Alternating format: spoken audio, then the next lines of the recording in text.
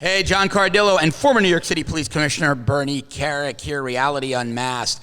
All right, one guy you're seeing out there in the media every day out front is Dr. Tony Fauci from the National Institutes of Health.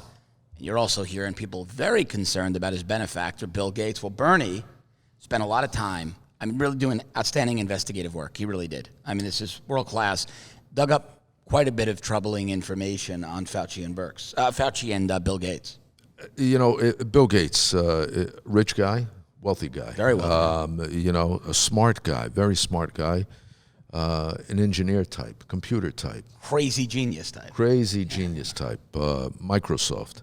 But what's bothered me about Bill Gates, especially in the aftermath of the virus, is how much he's in the forefront, right? How and much his hands in every part of this thing. He's got his hands in every part, and I don't get it. So I started looking into his foundation, and I went to his website, and I have to tell you, there's a spot in his website that talks about is Bill Gates notes, right? 31 questions. Now this is the Bill and Melinda Gates Foundation website, right? Yeah. Okay. 31 questions and answers on COVID. How to respond to COVID. The doctor, novelist in tackling malnutrition, my message to America's top scientists. This is from Bill Gates. From Bill Gates, but he's not a scientist. And nobody sure puts a lot of money. He pushes a lot of money their way. No, he pushes a lot of money their way. He's not a doctor. No. He's not. He has nowhere near the credentials and qualifications as some of these other people, but he's got his hands in the middle of this, and all I can think of is why, right? Why? What's the big picture? So I went to a thing he did in 2015. It was a TED Talks, and in the TED Talks, he gets up there, he talks for a while, and he starts talking about the next epidemic, the next viral epidemic. Is this the one where he talked about depopulation and population control and all and that? He talks about all the things that could happen and how millions and millions of people can die. And, he almost sounded like Dr. Fauci. He's almost, and when I look at Gates talk about it, it almost seems like he wants this to happen. Not because, listen, he talks about depopulation, but let's not be conspiratorial. He wants it to happen because he wants to prove how smart he is, how he is going to be the guy to get in front of it, and that's going to be his legacy, which to me is kind of sick. You know what? Listen, everybody has their own motives, right? Yeah. But what is the motive, right? Some are good, some are bad. Some are good, some are bad. He talks about being ready for the next epidemic. He talks about what our failure to prepare would mean. Massive epidemic, dramatically more devastating than Ebola. What happens to us if that happens, right? Millions of people die. He talks about getting prepared, and it's all about preparedness. And listen, I completely agree. In the aftermath of 9/11, when you look back, why were we in the NYPD so successful in the rescue response, the recovery, some of the investigation? It was all about preparedness. Training, it was all about, mock drills, tabletop exercises. From 1996 on, we prepare for every crisis you can imagine. Now, all right. So in that vein, Bern, though, looking at it through that lens, his suggestions, are they solid or are they self-serving? Okay.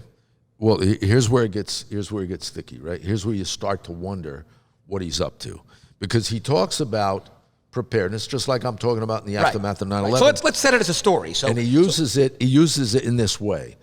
You open up the book, preparedness. Everybody gets on board with that. Says, all right, we could buy that. You should be prepared. Right. But then you read into it. You read into it, and he starts out by talking about, what do we do for war, right? What do we do for war? We have soldiers, full-time, waiting to go. We have reserves in large numbers. We have NATO that has mobile units. We have, the people that know about logistics and fuel and radio frequencies. And it's all legit stuff, completely legit. But what were the pieces to preparedness for a global pandemic right? And the first thing he says is, we need to have a strong health system for poor countries. So he's already into socialized healthcare. Right. Off the bat, that's the first thing he says, right? Where mothers can give birth safely and kids can get their vaccines. He goes on to talk about a medical reserve corps.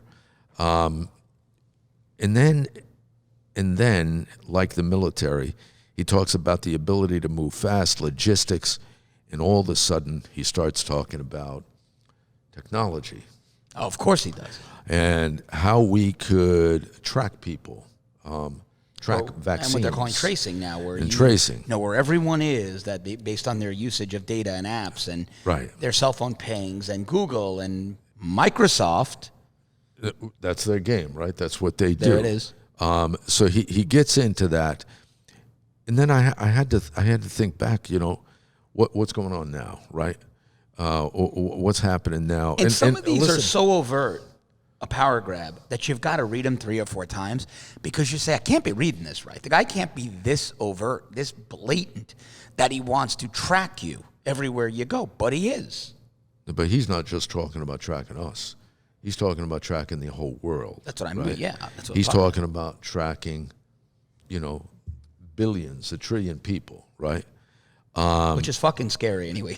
It's pretty scary. It's very scary. When you think of big, we're in a position right now where we're seeing Big Brother watching, and we'll get into that in a second, exactly what's happening. But when you think of that and you think of what he's saying, what he's doing, it's pretty scary. Yeah. So now you move into 2017. And where's the media in all this? If Bill Gates were a conservative, right up his ass. They're up his ass, right? If he were a conservative proposing this, if he weren't a giant icon of Silicon Valley, he would be excoriated. I mean, they would be painting him as one of the most Stalin-esque, Nazi-esque fascists in the history of the world.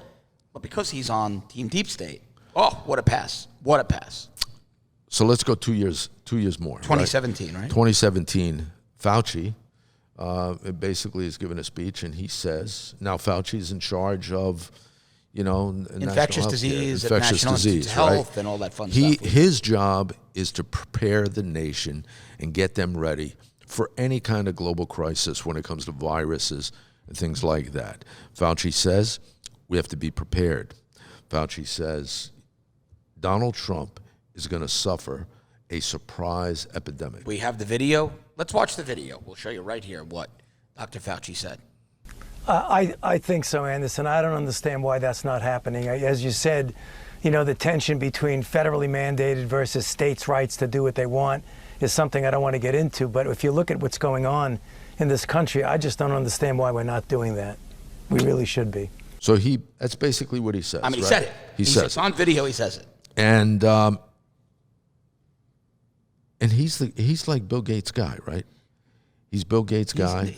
And that's the way to put it. He's his guy. Right. In the government, if Bill Gates has a guy, like his infectious disease guy who can push his vaccine. That's his go-to guy. Fauci's the guy. He's Bill Gates' guy inside the health apparatus, health infrastructure. So you got Gates in 2015. Yeah. You got Fauci in 2017. All they talk about is we have to be prepared. We have to get ready. The end of the world is coming. 2 million people dead. They talk about it. Meanwhile, Obama depleted all of the PPE, the personal protection equipment stores for the 2009-2010 H1N1 epidemic. Fauci knew this. The stores were never replenished. Fauci has never once acknowledged that or done something about it. Yeah, and he's been in charge 10 years. 10 years. He's been in charge since 1984. Well, right. Since Reagan took office, That's right. That's right. So when this all started in China. It's the Chinese virus. It's the Chinese fucking virus. Call it what it is. You have the World Health Organization that who've been wrong on every single thing. Like Fauci, they've been wrong on they should be defunded like the UN. That's a whole other show. But anyway. And I think they should be defunded. Yeah. So all this stuff starts happening. Dr. Fauci, who's in charge of, monitoring, preparing the government, preparing the country. On January 21st, he says Americans need not to worry. That's right. February 20th, he says we have a preparedness plan, but we don't need it now. Now, hold on. Let's keep going. But at the same time, Donald Trump wants to shut down travel from China and he's called a racist and a xenophobe and a horrible human being by all of Fauci's buddies. Exactly. But it's Fauci advising, no big deal, won't affect Americans, don't do anything. It's Donald Trump trying to shut down travel from China, getting pushback from Fauci. Right. And the pushback's still going. We'll get into that in a minute. Okay. February 29th. No need to change your lifestyle. He said go to gyms, go to malls, well, go to movies. He sounds like fucking de Blasio when he was telling everybody, go to movies, go to Chinatown, go to, you know, enjoy life. Then around early March, he tells people that if you're not sick, if you're not symptomatic, it's okay to go on a cruise. Right. Early March, a month ago, it's okay to go on a cruise. But also in March, what else did he say? Well, then in March, then the second week, going into the second week of March, he starts talking about this system, our system, the way it's set up is a failure. So he set it up. I was going to say, my problem with that is Fauci is the guy responsible for setting it up. Fauci is the guy responsible for preparedness. Fauci is the guy responsible for coordinating with local and state governments to make sure that they are prepared for an epidemic, a virus, something like this. And he basically said himself in 2017, we need to be prepared. Then we get into numbers. They're talking about 2 million people dead. Yeah, this is like right around St. Patrick's Day. Yeah. Now, mind you, this is a week. This is literally, because I think he said go on a cruise. I think it was around March 8th. 9 days later, he's saying, oops, I fucked up. 2.5 million people are going to die. Could be up to 2 million people. I mean, it's not. It's really ridiculous how off this guy's been. Then a week later, the projections were about 100 to 200,000 1/10, 1/20th, 5% to 10% of what he originally proposed. So his initial models were off by 90 to 95%.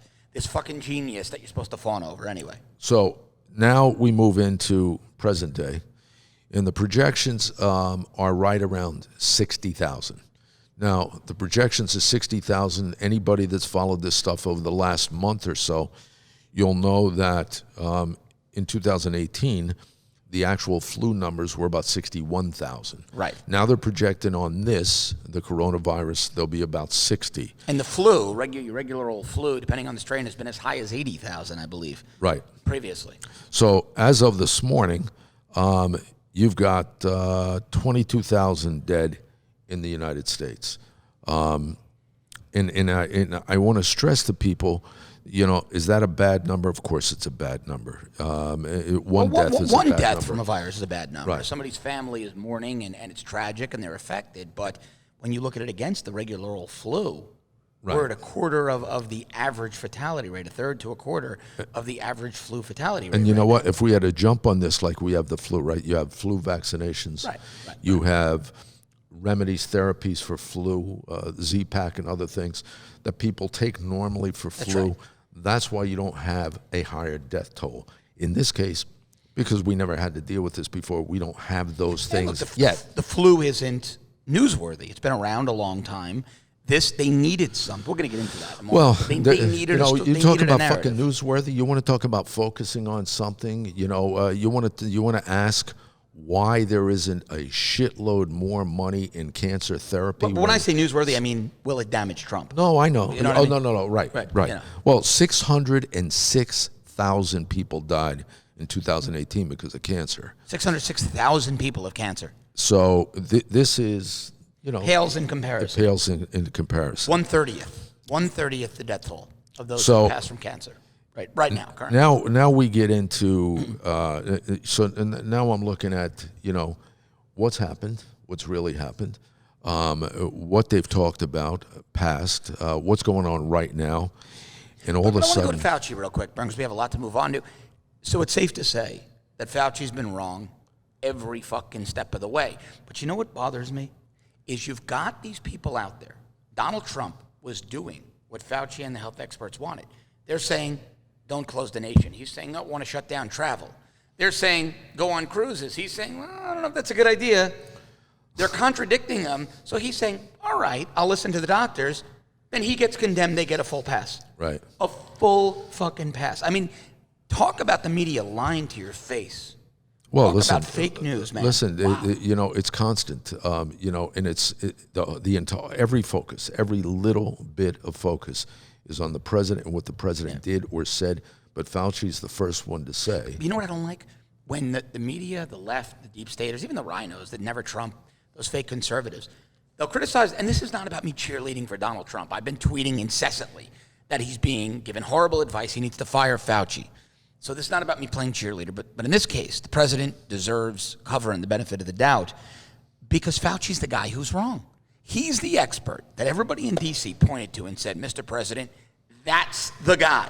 Listen to that guy over everybody else. The guy who said it's no big deal in January. The guy who said go to the gym and to a mall in February. The guy that said go on a cruise in March. The guy that said 2.2 million. Then a week later, oh, I was wrong, my bad, 100,000 to 200,000 debt. If anybody else was this wrong in any other administration in history, and you know this is true, his resignation or firing would be expected, business as usual. But because it's Donald Trump, who's not a deep stater, and Tony Fauci, who is, all those rules are abandoned. They're all gone. His resignation is off the table. His firing, oh my God, if you do it, you're the worst traitor since Benedict Arnold. And the mainstream media is completely stuck up his ass. And there's, it's completely insane when you look at it. It's so wrong. And their new narrative is, well, Fauci is a man of science. As his information changes, so do his conclusions, which is really a way to say, no matter how fucking wrong he is, we're going to make an excuse for him. That's all it is. But you know what, John? Ridiculous. We now, I think we're up to about 10,000 doctors in around 40 the world, right? different 40 countries that are basically saying, hydroxychloroquine with the erythromycin, with the Z-Pak works. Works. And yet this guy is still calling for trials. And trials, he knows the fucking trials are going to take 9 months to a year. Well, he's stalling for Gates' vaccine. So we get back to Bill Gates. My gut feeling is Fauci is stalling so his buddy Bill Gates can make trillions in the long term on these vaccines. Okay. I really believe that. It's the vaccine, and it's something else, because when you go back to that. But am I a nutty conspiracy theorist? No, because he says it himself. He says it himself in 2015. Yep. He says, we have all the benefits of science. Who said this, Fauci or? No, Gates. Gates. In that TED Talk, we have all the benefits of science and technology. We've got cell phones to get information from the public and get information out to them. We have satellite maps to see where they are and who they communicate with. Fucking creepy as shit. We have advances in biology, and then he gets into biology. We really need that preparedness, okay? And then all of a sudden, let's move. Now, that's in 2015. Just the other day, Friday. This is fucking creepy. Yeah. Friday, Apple, Google come together, and they say they want to harness phones for virus infection tracking. They're going to worldwide. Yeah. Worldwide. They basically want to fucking track every person in the world with regard to the virus. And if you think they're going to stop at a virus, you're out of your fucking mind. This makes what the NSA did look like rudimentary child's play. The NSA was taking snippets here, snippets there, and they had the capability to do it. These motherfuckers, they are tracking your every move and gloating about it. Going out there and saying, we're proud that we're doing it. Think of some of the conversations today. You have the 5G conspiracists, right? The conspiracy theory people on 5G. And, 5G created the coronavirus. Helped spread it through the waves. But you know what? I don't think it did that, but I do think 5G is the mechanism by which these guys get the ability to do this. Yeah. So when you take the thought... it's a backdoor surveillance program for every single American. Not fucking every single American. Well, everybody in the world. Everybody in the world. I'm worried about Americans, because the rest of the fucking world accepted socialism. Right. Every person in the world, right? Every person in the world. What's the total... 6.5 billion or something like that? 6.5 billion people. So you think... When you contract 6.5 billion people, what they're thinking, where they're going, who they're talking to, when you can do that, and then, by the way, I'm going to create the only vaccine that works, and we're going to make sure that 6.5 billion people get that vaccine. I don't know, that was that tenfold Bill Gates' wealth, maybe? Well, think about it. I mean, and everybody who's all the unborn that haven't gotten it yet, well, do the math. I mean, if they charge $50 for the vaccine, 6.5 billion people get it. It's $300 billion. It's insane. $300 billion flowing back to Gates. For the people that currently are alive. Forget everybody all the newborns that have to get it. Bernie, we're talking about, in the span of 10 years, trillions upon trillions of dollars on licensing deals flowing back to Bill Gates. So you have this guy who wants to basically create this atmosphere where they track and do all this stuff. And then, I think back to the last 30 days alone. You've got cops tracking people, arresting people. The Kentucky State Police showing up on Easter Sunday. At a church. Shame, I'm going to say it, shame on the Kentucky State Police for following the draconian governor of Kentucky, this far-left Democrat, Andy Beshear. What he has done is unconstitutional, and it's disgraceful, and the Founding Fathers are rolling in their graves, and I was sickened having to watch uniformed police officers, of which I was one, Bernie was one, sickened watching them harass Christians on Easter Sunday. Yeah, but you know what? You know what bothered me, John? I was looking on Twitter and I saw this Twitter feed where the Maryland State Police. I saw this as well. The Maryland State Police was putting on their Twitter feed, we went out and basically they harassed so many people at so many places and made so many summonses and so many arrests. And gloating about it. I call them out for it, gloating about it. Meanwhile, fucking Baltimore has a murder rate 15 times that in New York City. It's a fucking war zone, and they're worried about ticketing you when you go to church. How about the Maryland State Police start patrolling fucking Baltimore? Well, you know what? It's exactly what I said. I sent a thing to the governor of Maryland, and I said, if you used the manpower that you got fucking around violating people's constitutional rights and harassing them to go into Baltimore and address violent crime. You might save some lives. You wouldn't be the murder capital of the United States. You might save some fucking lives instead of ticketing somebody because they got out of their car to go to church on Easter. I mean, this is but that's not the listen. Look at Michigan. They're tagging them for not wearing a mask, for jogging on the beach, for paddle boarding. It's crazy. Being in your own fucking backyard with your daughter. It's completely insane. Look at the governor of Michigan, Bernie. I tweeted to her. Gretchen Whitmer, the governor of Michigan, needs to fucking explain to America why she has banned the sale of seeds to grow food as a non-essential commodity. Now she wants you to be dependent on grocery stores. You can't buy seeds in the state of Michigan to plant food in your own garden or on your own land. There's something very, very wrong with that. And luckily, now the Department of Justice is starting to wake up.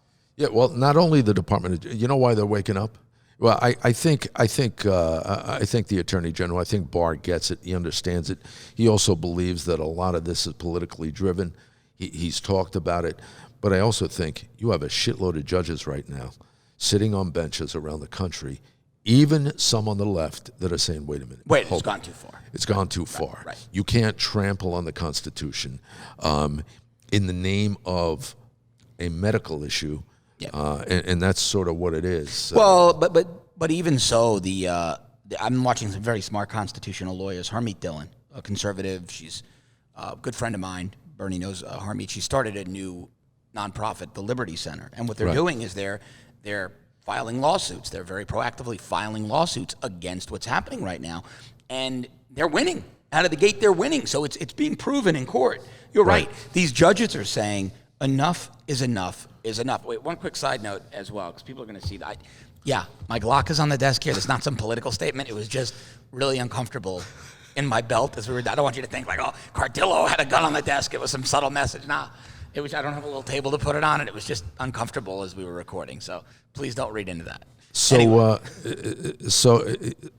Here's what I want to focus on in closing, and I think you could probably sum it up. I think the people watching. Let's go to Fauci quick though. Fauci now going out there. I want one last point about him going out there on television and saying, well, and implying if the president had shut the country down sooner, maybe there'd be less deaths. And my favorite, well, we can't protect election sanctity in November. I'm not sure. By the way, little God King Emperor Tony Fauci, I can protect your safety if you go out to vote in November. Give me a fucking break. So he's blaming the president for his bad advice, and this fucking guy who a month ago said go on a cruise now wants you to listen to him about November, wants to cancel the fucking election so that his Democrat buddies get the vote by mail schema they want. I mean, he's not even hiding his agenda anymore. The recent comments are so fucking transparent. It's sick. Come on. It's like, bench this guy already. I think, for the people watching. Now I'll stop ranting and let you do some research. Yeah. Go online. Look at what Bill Gates has said in the past, what he would like to do. Look at Fauci's early comments. Think about the possibilities of how we could have handled this so differently if they had done exactly what they wanted. If they said and did they prepare? No. Were they ready? No. Did Fauci do what he was supposed to do in his office, coordinate and make sure that local and state communities had the PPE, the mask, the equipment, the things they needed? Nope, wasn't done. That was his job, and his job just about solely alone in conjunction with the CDC to do that. Did not do it. This was a total failure from the beginning, and unfortunately, he was the guy, he was the expert, he was the guy propped up in Washington, the deep stater for 40 years, that the president had to take advice from. If the president didn't listen to him, he would have been crucified. He listened to him, and Fauci was wrong. He was wrong every step of the way. Look at Bill Gates' relationship to Fauci. Look at what he wanted to do. But more importantly, if you feel over the last month, over the last 6 weeks, like you've really been crippled, if you feel like you've really been, oppressed, with government oversight, with government telling you what to do, where to go, where you can't go, what you can't do, where you can't work, that you can't work. If you think that's bad, let Bill Gates and let the people like Fauci and others in Washington, let them get their way, and this will be nothing. This is socialism at its start. This will be a reality. And if you don't think Bill Gates is creepy enough, go to the Bill and Melinda Gates Foundation website. Look at all the things Bernie told you about. And then look at their little investment in a company. I tweeted it out. I think a company called Microchips. I think that's the name of the company. Little grant they gave. Tiny little one, $20.4 million. And you know what this company does? This company implants a chip in women that can, you ready for this? This is not some conspiracy blog. It's not my mother's friend on Facebook who posted bad info. It is on the Bill and Melinda Gates Foundation website. We're going to give you the link. We'll show you the graphic right now and give you the link. You can wirelessly, with this company's technology, wirelessly regulate a woman's fertility. If that's not a crazy fucking whack job scientist hell-bent on population control, I don't know what is. I don't know what is, because that's a weird fucking grant to give somebody. That's scary. Scary. Yeah, but okay, if they can do that, then what else can they do with the chip? Exactly. You know what? Like I said, if you felt oppressed through this process, these guys get their way. It's the end of the world as we know it. It's true. That's not hyperbole. That's not fear-mongering. Bernie's 100% right. What you're seeing today is 1/10 of what your dystopian, horrible reality will be if you let these people get the power, if you let them seize the power they want to seize. And I couldn't agree more. Yeah. All right, guys, thanks for watching. John Cardillo, Bernie Kerik, Reality Unmasked. Really appreciate it. We'll catch you next time.